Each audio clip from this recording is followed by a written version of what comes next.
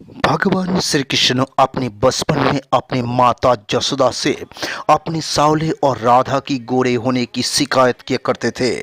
श्री कृष्ण माता से कहते थे कि माँ, राधा बहुत ही सुंदर और गोरी है और मैं इतना काला क्यों हूँ।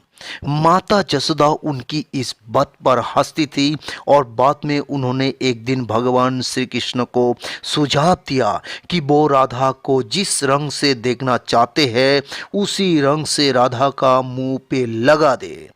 कृष्ण ने अपने मित्र के साथ राधा और सभी गोपियों को जमकर रंग लगाया।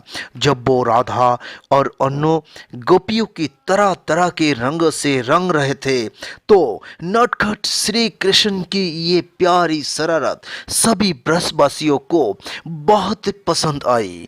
माना जाता है कि इसी दिन से होली पर रंग खेलने का प्रचलन शुरू हो गया है।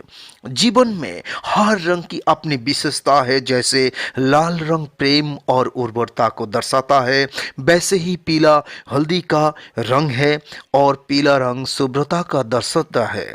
नीला कृष्णा का रंग है और हरा रंग बसंत की शुरुआत और कुछ नया करने का प्रतीक है। होली के पर्व से अनेक कहानियां जुड़ी हुई है।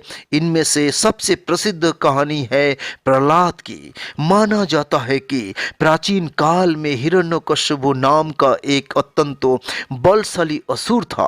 अपने बल के अहंकार में वो स्वयं को ही ईश्वर मानने लगा था। उसने अपने राज्य में ईश्वर का नाम लेने पर ही पाबंदी लगा दी थी। हिरण्यकश्यप का पुत्र प्रहलाद ईश्वर भक्त था।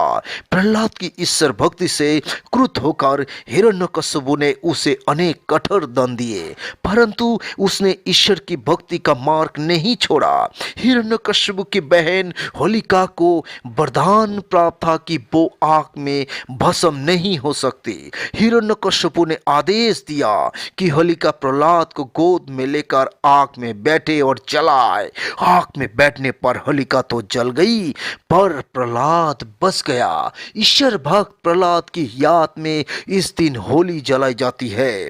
प्रतीक रूप से ये भी माना जाता है कि प्रहलाद का अर्थ आनंद होता है। बैर और उत्पीड़न का प्रतीक होलिका होता है, इसको जलाना चाहिए।